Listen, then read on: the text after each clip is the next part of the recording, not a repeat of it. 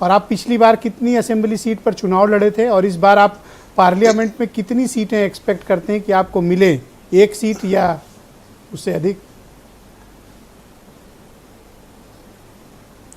देखिए, हम लोग पहले भी हम बार बार भी बयान देते हैं कि हम जो मेरा सामाजिक मुद्दा था वो भारतीय जनता पार्टी का पहले से एजेंडा था। चाहे वो मछुआ मत्स्य जो उनका प्रकोष्ठ बनाया था, उस पर मछुआ विजन बनाया था। माननीय मुख्यमंत्री जी जब सांसद थे तो हमारे आरक्षण के मुद्दे सदन में उठाते रहे। चाहे वो हम चाहे रेल आंदोलन किए तो मेरे लिए उन्होंने धरना प्रदर्शन भी किया। तो मेरे आरक्षण के विषय की लड़ाई माननीय योगी जी। तो अगर आप कितनी सीटें अपेक्षित हैं? तो सीट अपेक्षा ने हमें खुशी, मैं कह रहा हूं कि भारतीय जनता पार्टी ने पिछले बार में 1 सीट जीता था 2017 में, 15 सीटें बुला के दी और सम्मानजनक सीटें देती रही है। और हमें उम्मीद है कमल के फूल के सिंबल पर जीते थे, वो आपकी पार्टी की कोई जीत नहीं थी, इसलिए आपका क्लेम आपके सिंबल पर तो नहीं बनता। बीजेपी अपने सिंबल पर दे सकती है 1 सीट।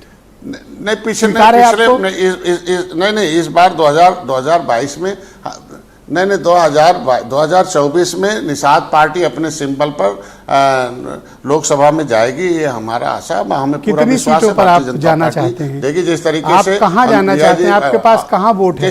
जिस तरीके से अनुप्रिया,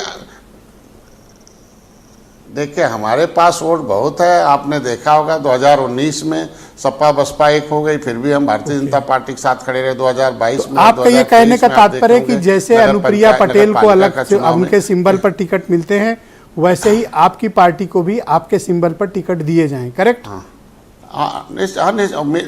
मिलेगा। पार्टनर हैं, पार्टनर वो भी, हम भी पार्टनर हैं, निश्चित रूप से उस तरह का मिलेगा, होगा भी। क्योंकि भाई किसी भी अलायंस करने के लिए बड़े जो इस राउंड में एक अंतिम सवाल है आपसे, उसके बाद सेकंड राउंड में आपसे फिर मैं सवाल करूंगा।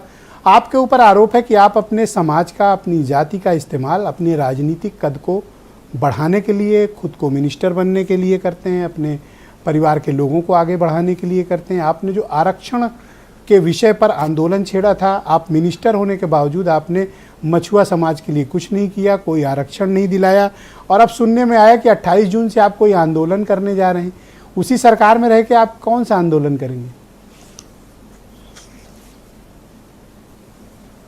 देखिए, अगर हम मंत्री हैं तो समाज के संतरी भी हैं, और समाज के संतरी के रूप में हम जगह जगह खड़े हैं।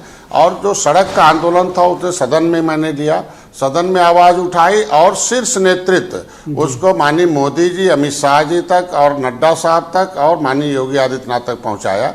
और जब शीर्ष नेतृत्व तक कोई मामला मुद्दा पहुंच जाता है और शीर्ष नेतृत्व कह दे, आज हम अपने को गौरवान्वित हूँ। आलोचक तो कुछ भी कह सकते हैं, लोकतंत्र है, लेकिन हम अपने को कह सकते हैं कि हमारी जो संवैधानिक लड़ाई रही है, पहले की सरकार में जाते थे, डंडे खाते थे हमारे लोग, अब बिना डंडे खाए हम प्रधानमंत्री तक ज्ञापन देते हो। मैं जानना चाहता हूं कि आपको साल भर से ज्यादा हो गया मिनिस्टर बने, सरकार में शामिल हुए, आपने समाज को कौन सा आरक्षण दिला दिया जो सबसे बड़ा मुद्दा था आपका? नहीं, आरक्षण के मुद्दे को प्रधानमंत्री गृह मंत्री तक। और सुनिए, ये मैं ही नहीं कह रहा हूँ, पहली बार है, आपके बड़े भैया भी यही बात हर सभाओं में इन दिनों बोल रहे हैं, आपके बड़े वाले भैया।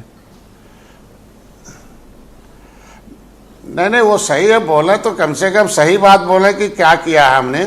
और भैया यही कहते हैं ना कि भैया की बात नहीं कहेंगे, भैया स्वतंत्र है, भारत के स्वतंत्र नागरिक कुछ भी कह सकते हैं। लेकिन मैं इतना भी कहें कि पहली बार है कि RGI registrar general of census साहब ने कहा कि केवट मल्ला मझवार हैं और सामाजिक न्याय मंत्रालय को लिखा और सामाजिक न्याय मंत्री ने अपने लिखित। आपका धन्यवाद संजय निषाद जी, हमारे साथ कृपया बने रहिएगा। मैं बाकी प्रवक्ताओं के और लोगों के विचार लेकर आपके पास पुनः आता हूँ, कृपया हमारे साथ बने रहिए।